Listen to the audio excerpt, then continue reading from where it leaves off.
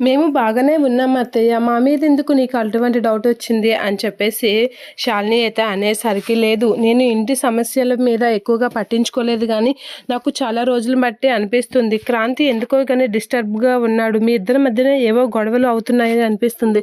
మీ ఇద్దరి మధ్య ఏదో డిస్టర్బెన్స్ ఉంది. అదేంటో నాకు చెప్తే బావుంచిది అని చెప్పేసి జగదీశ్వరి అయితే అడుగుతూ ఉంటుంది. అదేం లేదు అని చెప్పేసి క్రాంతి అయితే చూసేసరికి, అదేం లేదత్తయ్య.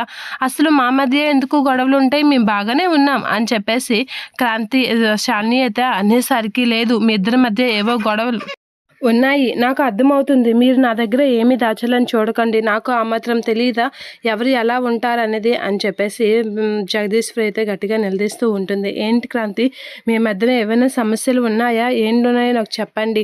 నేను నేను నా వరకు నేను సాల్వ్ చేస్తాను. మీరు అలా కంగారుగా ఉంటే అస్సలు తట్టుకోలేను. ఇంట్లోని ఇప్పటికే బోలెడు సమస్యలున్నాయి. మీ ఇద్దరు హ్యాపీగా ఉన్నారని అనుకుంటున్నాను. ఇప్పుడు మీరు కూడా హ్యాపీగా లేరు అని తెలిస్తే ఇంకా నాకు తలనొప్పి అని అనేసరికి, అదేం లేదత్తయ్య, మేము బాగానే ఉన్నాం. ఏంటి క్రాంతి చెప్పవేంటి? మన ఇద్దరి మధ్యన అటువంటివి ఏం లేవని చెప్పొచ్చు కదా. అత్తయ్య కంగారు పడుతున్నారు కదా, చెప్పవేంటి అని అనేసరికి, మా మధ్య అటువంటివి ఏం లేవమ్మా అని అనేస్తూ ఉంటాడు.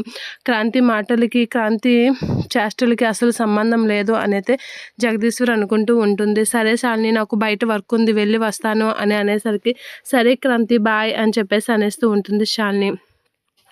క్రాంతి మాటల్లో తను చేస్తున్న ప్రవర్తనకి ఎటువంటి సంబంధం లేదు. నువ్వైనా చెప్పు శాలిని, ఏదైనా డిస్టర్బెన్స్ ఉన్నాయా అని అంటే, అదేం లేదు అత్తయ్య, మేము చాలా హ్యాపీగా ఉన్నాం అని అనేసరికి శాలిని పక్కన డైవర్స్ పేపర్స్ చూస్తూ ఉంటుంది జగదీశ్వరి. అసలు ఏంటా ఫైల్స్ అని చూసి షాక్ అవుతూ ఉంటుంది.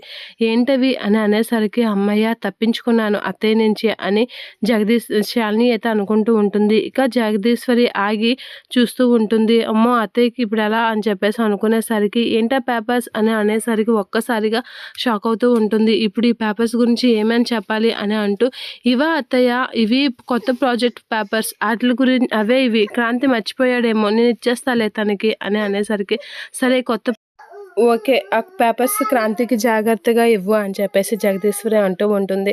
శాలిని, ఏదైనా సమస్య ఉంటే నాకు చెప్పు అని ఖచ్చితంగా అంటూ ఉంటుంది జగదీశ్వరి. ఏదున్నా చెప్తానులే అత్తయ్య, మా మధ్య ఏమీ లేదు అని శాలిని అయితే కవర్ చేస్తూ ఉంటుంది జగదీశ్వరి దగ్గర.